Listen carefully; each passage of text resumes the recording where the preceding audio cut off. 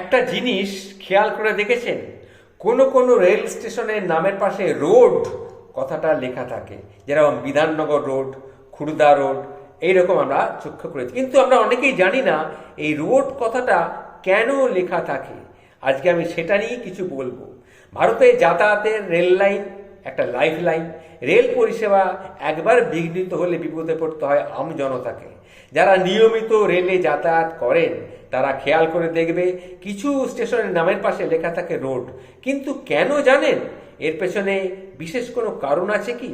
একটি প্রতিবেদন অনুযায়ী জানা যায় যে স্টেশনগুলির নামের সঙ্গে রোড শব্দ লেখা থাকে সেখান থেকে শহরের দূরত্ব অনেকটাই বেশি।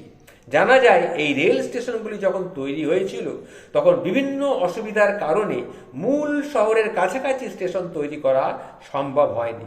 সময়ের সঙ্গে সঙ্গে স্টেশনের কাছে শহরগুলো গড়ে উঠেছে। যেরকম মাউন্ট আবুতে রেল লাইন পাতা মুশকিল বলে সেখান থেকে 27 কিলোমিটার দূরে কিন্তু একটা লেখা রয়েছে। সেখানে লিখিয়ে লেখা রয়েছে, দেখে Hazaribagh road, Vasai road, Ranchi road, Abu road, এইরকম রোড দিয়ে স্টেশনগুলির নাম করা হয়েছে। এছাড়া বোর্ডগুলোতে লাল হলুদ রঙের উপরে কালো রং দিয়ে স্টেশনের নাম লেখা থাকে। কেন জানেন? সেটাও কিন্তু একটা বিশেষ উদ্দেশ্য রয়েছে। এর কারণ হলো মূল 7টি রঙের মধ্যে তরঙ্গ দৈর্ঘ্যের পরিপ্রেক্ষিতে আসল হলুদ রং এটা 3য় স্থানে রয়েছে।